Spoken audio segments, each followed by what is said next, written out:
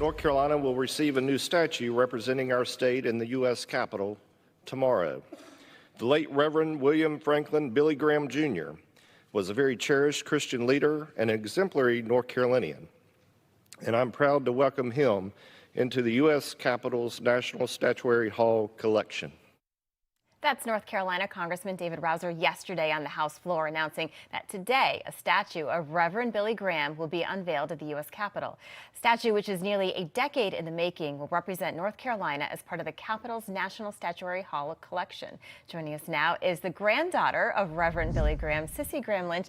Thank you so much for joining us. What a great day for you and your family today. So every state is afforded the opportunity to honor two notable people from its state.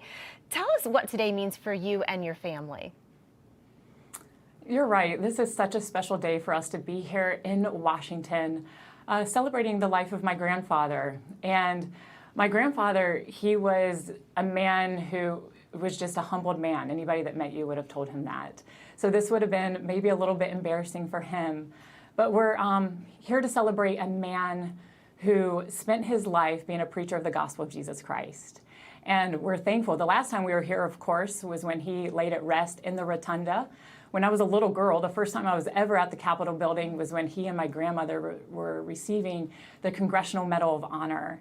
And so it's been a privilege to be here the 3 times that Congress has recognized him, but for them to allow us to celebrate his life, a man who preached the gospel of Jesus Christ, we're thankful as a family. Talk about the influence. We know that your grandfather had on millions of Americans, but how about the influence he had on your life? I think the same Billy Graham that you saw on stage was the same Billy Graham that we got behind the doors.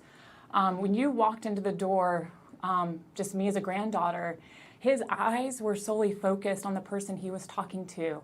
He was a man that cared about the person that was right in front of him, whether that was a crowd of thousands or just one-on-one. But he wanted the world to know that there was hope, that God loved them, and that whoever believed in his son, Jesus Christ, would have life. And that was a message that he never wavered from. It didn't matter who his audience was.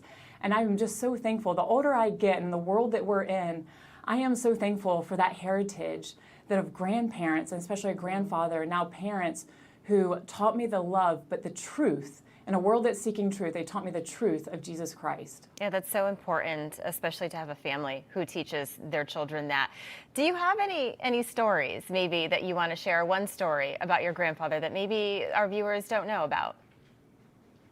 You know what, my stories they're the stories of sitting around at Thanksgiving table. Those are special memories to me because we went around as a family, just one-on-one, talking about what God did in our lives that year and how thankful we were. And I got to see that one-on-one grandparents who were personally always talking about the love of Jesus. That was lived in the homes or in the halls of their home. That was lived around the kitchen table, sipping iced tea, eating my aunt's apple pie, and just talking about how good God was in our life and to thank him and to praise him. Wow, I love it. And this is such a special day for you and your family. So we hope that you have a wonderful day, and we appreciate your time. Thank you, Cissie Graham Lynch. Appreciate it.